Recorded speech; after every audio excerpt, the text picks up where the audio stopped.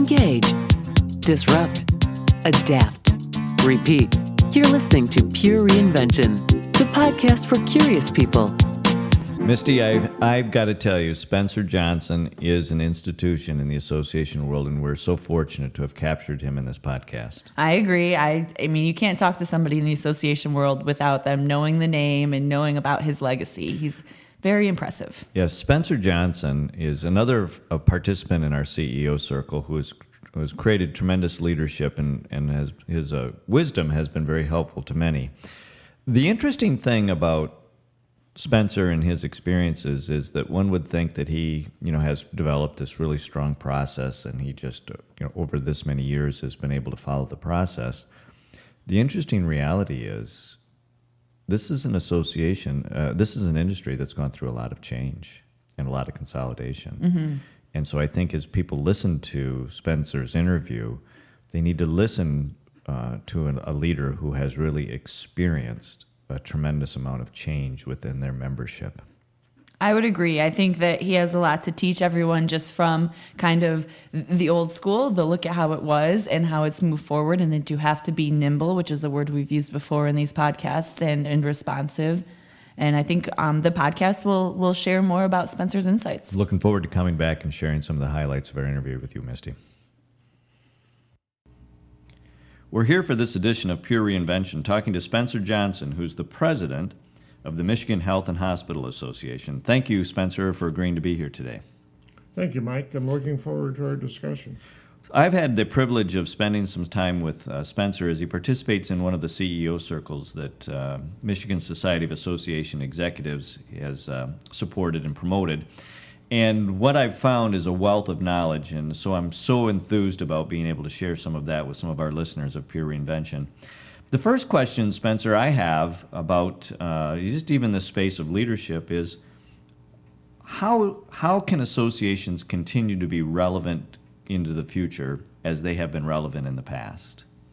Well, I think associations have been around a long time in America, and a lot of what gets done politically or in terms of public policy, the association usually drives a great piece of that.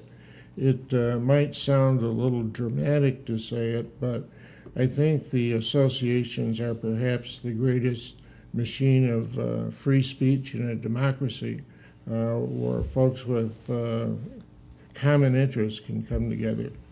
Now that's an interesting way to look at associations, because some of the ways in which we've looked at them are more financial or more economical in their what they deliver. But what you're describing is this role, very valuable role that associations play in the advocacy of what the issue is. Yes, they do. And believe me, in our capital in Washington or our capital in Lansing, Lansing, for example, has over 50 associations and different constituency groups. That's what's amazing to me is from almost every single interest group, there is a group of passionate people behind it called an association who are working hard to promote what is the messaging that goes with that association.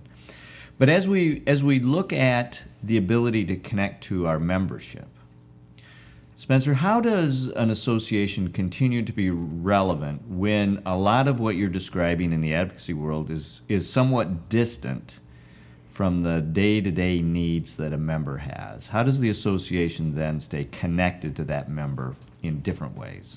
Well, obviously, we have meetings. We have newsletters and other publications, and nothing really beats getting out into the field. And it's some days it might seem tedious to drive from Detroit to the Upper Peninsula, but there's nothing that works as well as being out in the field and talking to your members and have the exposure for them one-on-one. I really like that thought process that relevancy is that connection one-on-one in the field, right? In the member's environment, not in Lansing or not in your office, but in their office, wherever their office is. Yet I find the pressure from a lot of associations and association leaders is they stay in their office due to the time demands and pressures to accomplish whatever they're supposed to be accomplishing in their office. So how do you, as an association leader, make sure that you make the time to get out into the field and really connect with your membership? Well, I think summer is a wonderful time in Michigan, and most execs would just as soon be outdoors anyway. But between fundraisers and other activities that are going on, naturally you can find it. The other thing is to have an appropriate staff. Obviously, you can't reach out, and we have 134 hospitals. We can't reach out to 134 hospitals or 20 health systems in one day. So you need a good, strong membership person at all times. For the early warning system if someone has a problem or a concern, and also to take part in some of those activities being out on the road. And I think it's important that the president can reach out and see the people one-on-one. But at the same time, our experience at the MHA has been anytime one of our staff members show up at someone's facility or base of business, that leaves an impression. You care about me as a member. I'm just not sending these dues off and, you people are just doing these nice things. I think you're absolutely right. When you show the initiative to go to their house, their place of business, it shows you care. And I'm not sure there's any more important message in the world for a provider to say to their customer or member that we care. And it happens that way. Now, a lot of people will say, Spencer, that associations are slow to adapt, slow to change. Yet I'm going to guess in the hospital system in which you are the leader of, you have seen a lot of change. And so change isn't going to happen in the future. Change has been a dramatic part of your existence. Exactly. I graduated in 1971 with my master's in health administration and public policy. And from the day in class, and then I got my degree, we were going to redo the health system tomorrow. You people will go out and get jobs where you'll transform everything. And then also, depending on the issue, whether it's financing, regulation, and so on, it is a challenge to keep up with everything.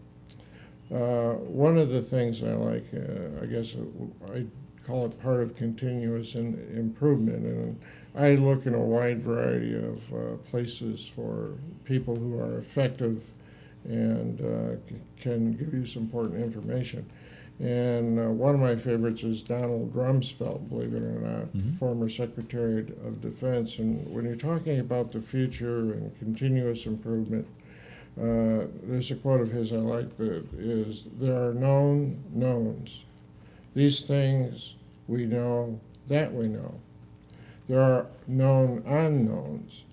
That is to say, there are things that we know we don't know, but there are also unknown unknowns. There are things we don't know we don't know." And so when you look at the role of an associations exec, that sort of fits. He made these comments when he was called under question about the Iraq War and so on. But as an association exec, it's the same thing. You know the things you have to take care of. And then at the same time, there's change that, you don't know. And then there's change that, in some way, health reform for healthcare is one of those that there are things we don't know that we don't know. And the whole process of health reform, of course, politically and public policy-wise, laid out, parameters for how America was going to readjust its healthcare system or transformation. and what issues we had to deal with on the front end from public policy. But yet there was those discussions about healthcare of who read the 2,000-page bill before it was attached. And, obviously those in power and politics, wanted to drive that a certain way. But at the same time, it wasn't until some of the small print came out and people realized, even the ones that voted for, there were problems in there that we hadn't really expected and weren't on our top priority list. Not too evident until we're in the third phase of the rollout. Yep, that's right. So it's that's always been a favorite quote of mine is, you have to be on your feet, you have to be alert, and at the same time, change is constant. And it's not just in healthcare; it's in a lot of other fields. You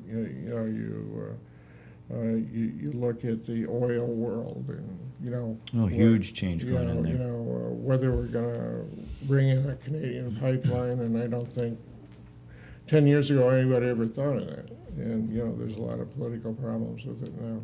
Spencer, would you have anticipated the amount of consolidation even going on within the hospital systems that are a part of your association world today? Would that have been something that would have hit your radar 10 years ago, that it would have consumed, I would expect, a lot of your leadership as it has?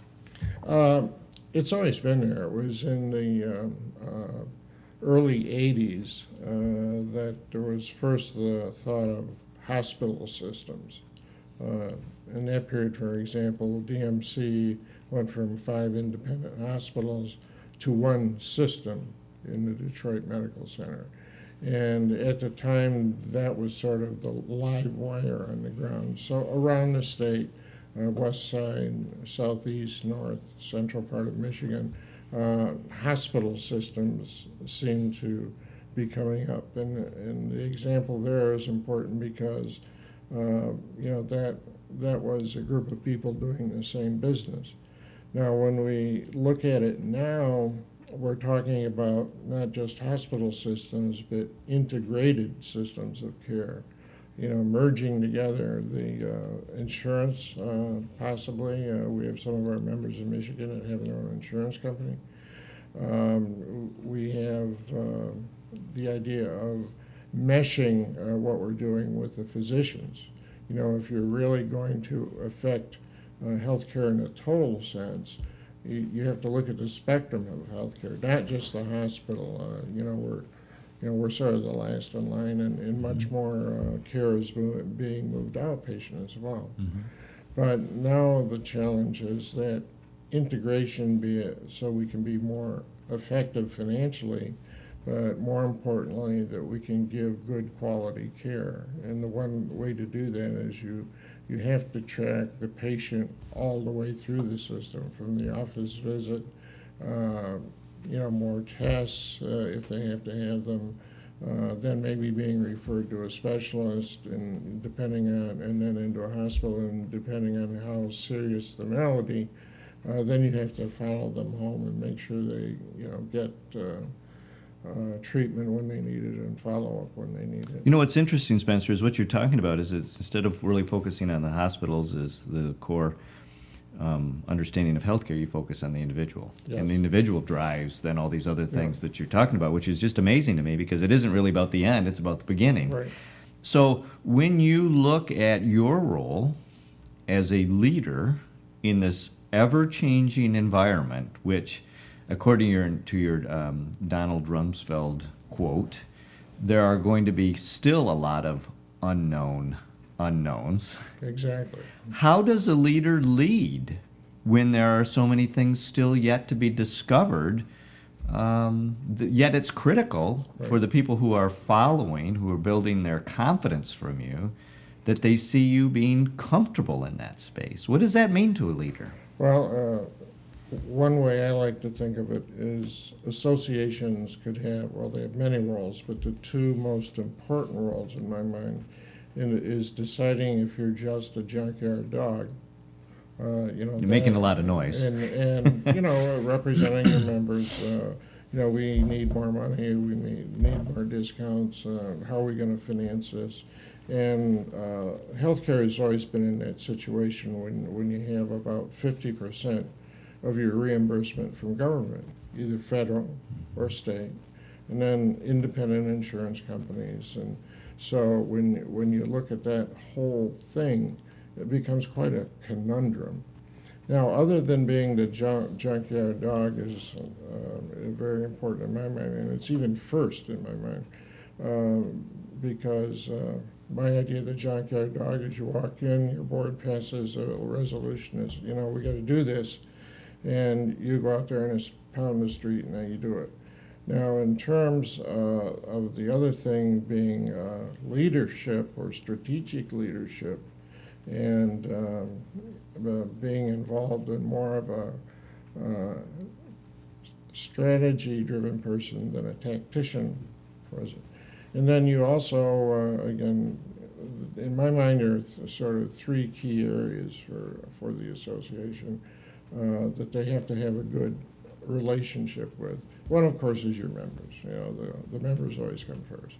But the other is other players on the street, and by that I can mean perhaps other associations or collaboration around, healthcare costs, let's say, and so you have to deal with big insurance companies. Employers are very concerned about, how fast their healthcare costs are going up and so on. So it's that sort of quasi-public group.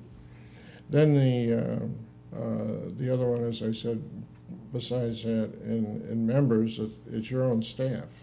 It's almost continuous learning. In fact, it is continuous learning, as I mentioned earlier. And as you get up and you drive to office, and what's going to be the new hot button? What's the crisis? But it's also important not to be overcome by crisis all the time. So I think being the type of an association that ours has been in healthcare is one where we're respected at the Capitol. And our members, I think it's important for them, you don't want to spend all your time just, running errands for them. The fact is, you get a lot more respect and value out to your membership when they can see that you're respected among these various collaborative groups or state government legislators and so on. So I think we need to spend a lot of time on that stuff. I want to go back and ask you something that you had mentioned earlier about continuous improvement. You just mentioned it again in continuous learning. I assume that's that same concept. And that as the leader, you have to be open to listening and paying attention to the information that's coming from both the marketplace, your members, and your employees. Yes. So I'm hearing both of those really strong themed within your conversation, that you have to go to work and not just be the junkyard dog, but really be listening to both of those constituencies to figure out how to connect all of the different responsible parties that you can influence. So how does a leader make the time to listen and learn to the degree that you're talking about? Well, I guess the cliche is you have to make the time. Sure. You're not necessarily working a 40-hour week every week. You're putting in more hours. And in our association, a lot of people do that. And you have to be watching the tide come in. You have to be constantly having key staff. The management consultant Collins said the most important role for the CEO again is to get the right people on the bus. Mm-hmm. Identify what you're going to be doing, and then get the best people you can get that done. Also reminds me in terms of strategy and identification of issues. There's another Rumsfeld quote which runs along the selecting the right issues. You can build the best ladder, your staff, and have the wrong wall. Sure. Strategically, you have to, because put both together. Any given issue, some issues cut across lines, patient safety, reimbursement issues, and so on. And so it is a constant, necessary part of the process to make sure you know what's on the short-term agenda and long-term, and from the two perspectives I talked about before, the junkyard dog or the strategic leader. And the more you can be a strategic leader and explain this is what's going to happen in our industry in the next year, the next 5 years, I think it gives more confidence to your members. And again, as I said, when you're strategic about things, for example, we're very well respected, leading the nation on quality health care. Well, that appeals to legislators. That appeals to the business community.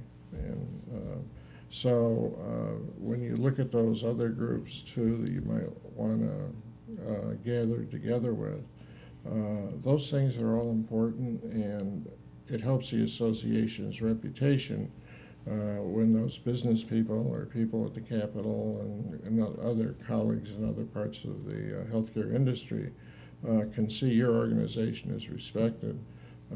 Because you do strategy, you do long-term thinking. Sure, Spencer, one of the things that I've heard leaders continuously say is there's never enough time.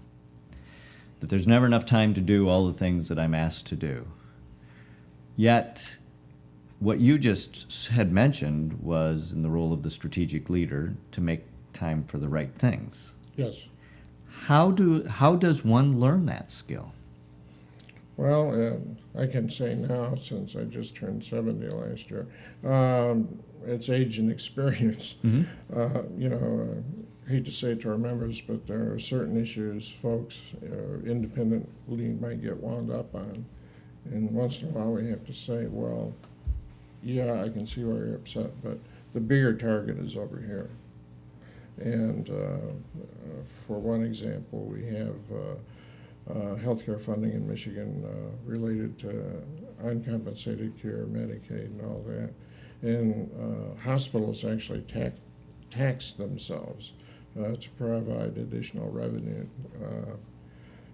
for that. But at the same time, other people, leaders in the state and the health systems and hospitals field might say, well, I need more money for uncompensated care. Let's take the Detroit area, and they say, I just want to get, we need $20 million more reimbursement next year.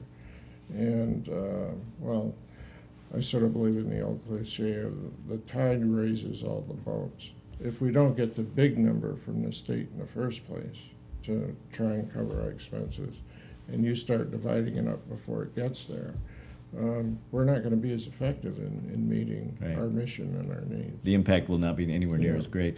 Spencer, one of the things I've been really looking forward to as we talked about kind of thoughts to prepare for this session is, as you reflect back on an extremely successful career as a leader, what are those really significant lessons that you have learned as a leader that you believe are worthy of sharing?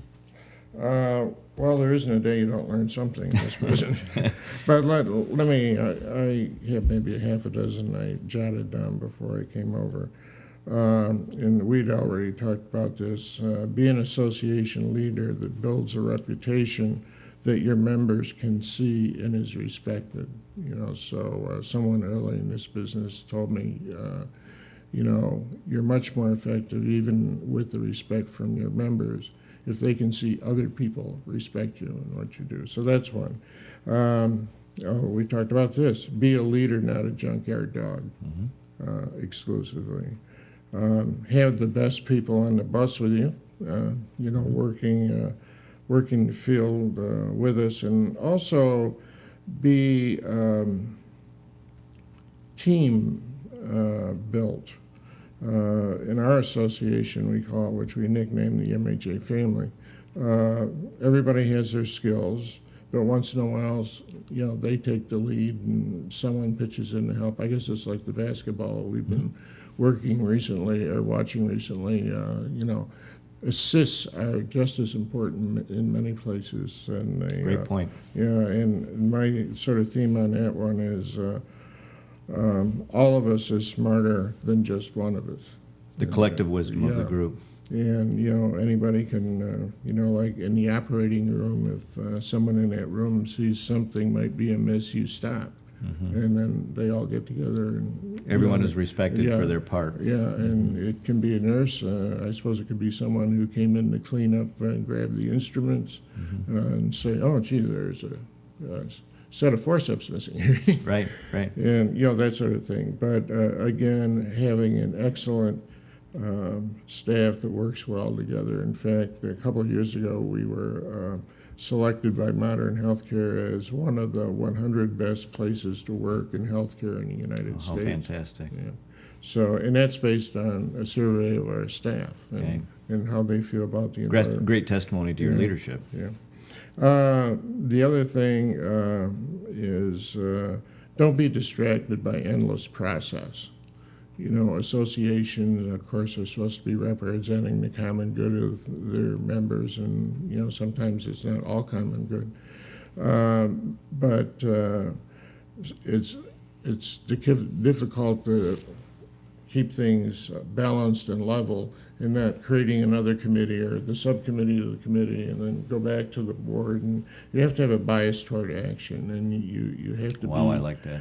and you have to be direct, honest with your members, with your board members. Bias towards action.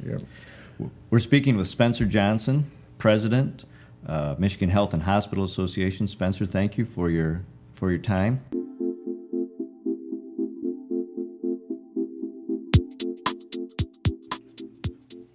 Spencer said, don't be distracted by the process. And I think that is really good advice in so many ways, but definitely for associations. Spencer Johnson has been leading an industry in an association that has had a lot of process because of the medical profession. But in all reality, so much consolidation has gone on that one of the real gems in this interview was Spence talking about how you have to be very strategic, that leaders don't always know what is going to be the trend that goes on. And in fact, many of the trends that are going on are completely out of a leader's control. But they do have to manage and lead in that more uncontrollable environment. And so Spencer has talked about how by not allowing the process to overwhelm you, you are able to take a step back and very strategically look at the industry, look at what your association members need, and making sure you're vital and effective. And Misty, he talks a lot. Spencer is a very well-read and well-educated individual, and he talks about a lot of the leaders that he has tried to emulate over the years. And I think one of the things that has also impressed me about Spencer's leadership is he has the ability to take in this wealth of information and process it to his advantage. And I have noticed within the association that he leads that Spencer is very well respected. He has an open door policy. People love him for his focus on the person. And one of the things that I've really learned from Spencer is that you can be both strategic and very human. Mm-hmm. And I think the lesson that is a big takeaway from this is he said, go to your members. It might not be totally convenient to drive on a Sunday night up to where they are so you can have that Monday morning meeting, but to show that you're listening to them and really hearing them and wanting to be responsive, so responsive that you're willing to come to their place of business, to their world, and get a look at it. It sends a big message. I think in the world that we live in today with the aggressive social media, the aggressive way in which we share information, sometimes we forget about the importance of face-to-face, on your members' turf conversation. Mm-hmm. And for a leader like Spencer Johnson, who has spent many hours out in the field meeting with his membership, members never forget that. And I think so often what happens in the association world is we expect everyone to come to the association. Right. That's a really good point. And we can never forget, and I think Spencer absolutely hit it on the head with this one, you have to get out in the field. And even those successful executives who are listening to this, who may have been in the field at one time and then kind of settle into a routine in the office, you can really start to make the next difference when you get in the field and you talk to your members and you really listen. I think that really debunks the myth of like some big white house on the hill that is untouchable. It brings that back to approachable, let's have a real conversation and let's move forward. I think one of the ways that people will describe Mr. Johnson is he's human and he cares and he's made a huge difference in the association world. He's been a great leader. Remember, if you're ready for a change, make it a change that lasts. Make it pure reinvention. Thanks for listening to this episode of Pure Reinvention. Keep the conversation going and get alerts when new podcasts are up by following us on Twitter at Pure Reinvention or sign up for our mailing list at purereinvention.com.